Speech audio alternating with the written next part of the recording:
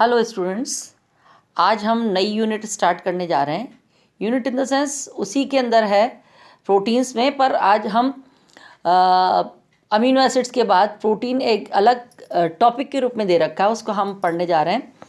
तो इंट्रोडक्शन के रूप में अमीनो एसिड्स हमने पढ़ लिया है। जितने भी अल्फ़ा अमीनो एसिड्स होते हैं इनके पॉलीमर्स जो है वो प्रोटीन्स कहलाते हैं। सारे अल्फ़ा अमीनो एसिड आपस में जुड़ जाते हैं और जुड़ने के बाद जो संरचना बनती है उसको हम प्रोटीन्स कहते हैं। और सबको पता है कि प्रोटीन्स हमारे शरीर के लिए, ग्रोथ के लिए, मेंटेनेंस के लिए, बॉडी की, उसके लिए आवश्यक हैं। केवल हमारे भोजन का प्रमुख अवयव के रूप में अगर हम देखें तो कार्बोहाइड्रेट, प्रोटीन्स एंड फैट्स को गिनते हैं। तो प्रोटीन हमारे भोजन का एक इम्पॉर्टेंट पार्ट है। इसके बिना लंबे समय तक प्राणी जीवित नहीं रह सकता।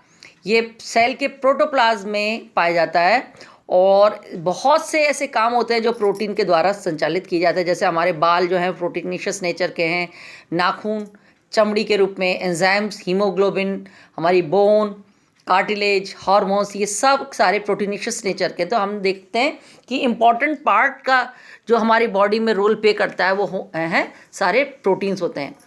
कॉम्पोजिशन अगर हम देखें तो ये नाइट्रोजन कंटेनिंग कंपाउंड्स हैं और एक जटिल कार्बनिक कंपाउंड है। इसके अलावा कार्बन भी हो सकता है। कार्बन के साथ हाइड्रोजन, ऑक्सीजन, सल्फर, फास्फोरस उपस्थित होते हैं। और देखते हैं कि इनके अंदर जो सोर्स है, प्रोटीन का जो सोर्स है, कहाँ से वो मिल रहा है, इसके आधार पर इनके अंदर पाए जाने वाले जो एलिमेंट्स हैं इनका कॉम्पोजिशन अलग अलग हो सकता है, बदल सकता है। फिर भी मोटे तौर पे हम कह सकते हैं कार्बन लगभग 45-55%, हाइड्रोजन 5 to 6%, ऑक्सीजन 12%, नाइट्रोजन 10%, 10 से 32%, सल्फर 0.2 to 0.5%, फास्फोरस 0.1 to 1%। कई बार कई और मेटल भी उपस्थित, जैसे आयरन। हम सबको पता है हीमोग्लोबिन में आयरन होता है। आयरन, कॉपर, आयोडीन भी उपस्थित होते हैं और इनका अणुभार लगभग 10,000 या इससे अधिक होता है। एक प्रोटीन में लगभग हजारों अमीनो एसिड्स की यूनिट हो सकती है और सारे प्रोटीन्स में लगभग 20 प्रकार के, विभिन्न प्रकार के अमीनो एसिड्स होते हैं। यानी मैक्सिमम जितनी भी प्रोटीन्स हमारी बॉडी में पाई जाती है उसमें लगभग 20 डिफरेंट प्रकार के अमीनो एसिड्स मिलकर उनका निर्माण करते हैं। इसके बाद हम देखते हैं क्लासिफिकेशन ऑफ प्रोटीन। प्रोटीन को हम कई श्रेणियों में बांट सकते हैं, पर गुणों के आधार पर इसको दो भागों में बांटते हैं। पहला रेशेदार प्रोटीन, दूसरा गोलाकार प्रोटीन। रेशेदार क्या होते हैं? ज़्यादातर जल में अविलय होते हैं, स्ट्रॉन्ग एसिड बेस में विलय होते हैं और मजबूत रेशेदार संरचना होती है, जैसे कि बाल। इसके एग्जाम्पल नाखून, हमारी स्किन में उपस्थित प्रोटीन, हड्डियों की मांसपेशियों से जोड़ने वाली जितने भी लिगामेंट्स होते हैं वो सारे प्रोटीनिशियस या रेशेदार प्रोटीन होते हैं। गोलाकार प्रोटीन ये जल, डाइल्यूट एसिड्स और बेसिस के अंदर घुलनशील होते हैं, आकृति में गोलाकार होते हैं। जैसे कि जितने भी एंजाइम्स हों, जितने भी हार्मोन्स होते हैं, जैसे कि इंसुलिन, हीमोग्लोबिन, एल्ब्यूमिन, केसिन आदि जितने भी प्रोटीन के प्रकार हैं वो सारे के सारे हमारे गोलाकार प्रोटीन के एग्जाम्पल हैं।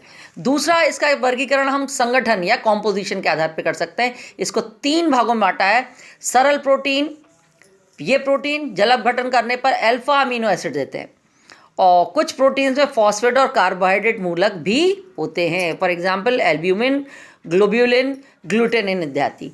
संयुग्मित प्रोटीन मतलब जो कि जुड़ी हुई अवस्था में रहते हैं।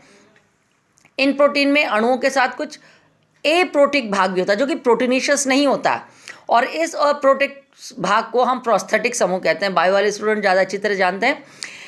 और इन प्रोटीन के जल अपघटन पर अल्फा अमीनो एसिड के साथ साथ कोई एक अलग यौगिक होता है, जैसे कि कार्बोहाइड्रेट हो सकता है, डीएनए आरएनए का पार्ट न्यूक्लिक एसिड हो सकता है, फॉस्फोरिक एसिड हो सकता है। For example nucleoprotein, glycoprotein, phosphoprotein, lipoprotein and metalloprotein, ये सब हमारे संयुग्मित प्रोटीन के उदाहरण हैं। तीसरे टाइप का है वो है व्युत्पन्न प्रोटीन। व्युत्पन्न प्रोटीन मतलब वो डिराइव्ड, कहाँ से वो डिराइव होते हैं।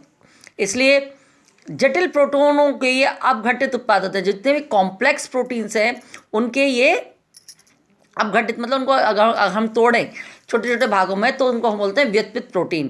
प्रोटीन पर अम्ल की, क्षार की या एंजाइम की अभिक्रिया द्वारा या अपघटन के द्वारा उत्पाद बनाते हैं, और वही इन श्रेणी में आते हैं, जैसे डिकम्पोज प्रोटीन, विघटित प्रोटीन, प्रोटियोज, पेप्टोन्स, पेप्टाइड, पॉलीपेप्टाइड, ये सारे किसके उदाहरण हैं? व्युत्पित प्रोटीन के। 3 प्रकार के प्रोटीन हम इनको कॉम्पोजिशन के आधार पर बदल सकते हैं। नेक्स्ट है प्रोटीन की विशिष्ट अभिक्रियाएं। विशिष्ट अभिक्रिया मतलब कुछ ऐसी रिएक्शंस जो कि प्रोटीन हमें लैब में दे सकते हैं। अगर लैब में हम परीक्षण करें कि कंपाउंड में प्रोटीन है या नहीं, इसके लिए कुछ विशिष्ट स्पेसिफिक रिएक्शंस हैं।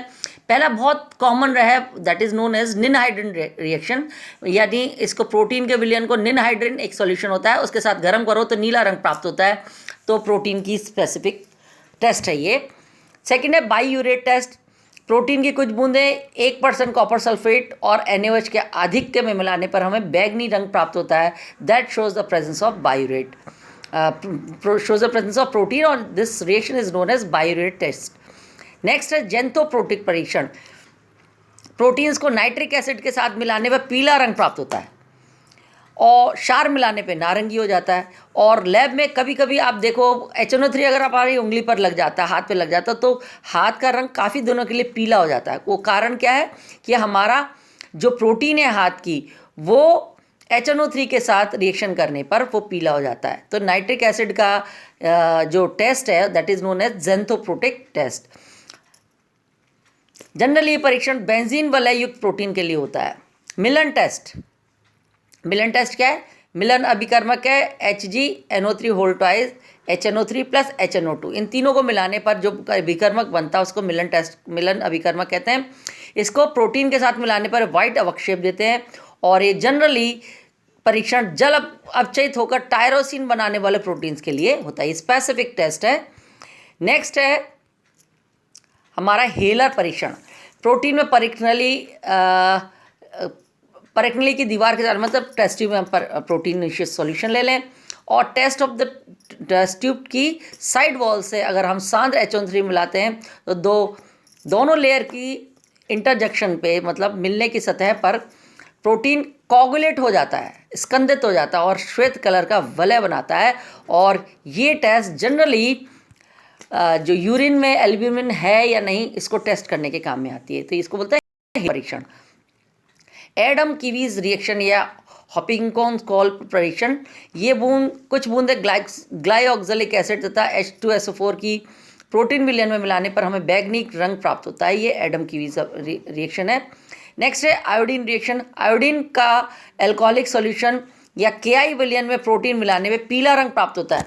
ये बहुत आसान टेस्ट है, लैब में भी हम कर सकते हैं। तो अगर प्रोटीनिशियस कंपाउंड होता है तो ये टेस्ट हमें पॉजिटिव दिखाई देता है, पीला रंग प्राप्त होता है। तो ये कुछ स्पेसिफिक रिएक्शन है फॉर प्रोटीन। आगे हम पढ़ेंगे इनकी रिएक्शंस। Thank you.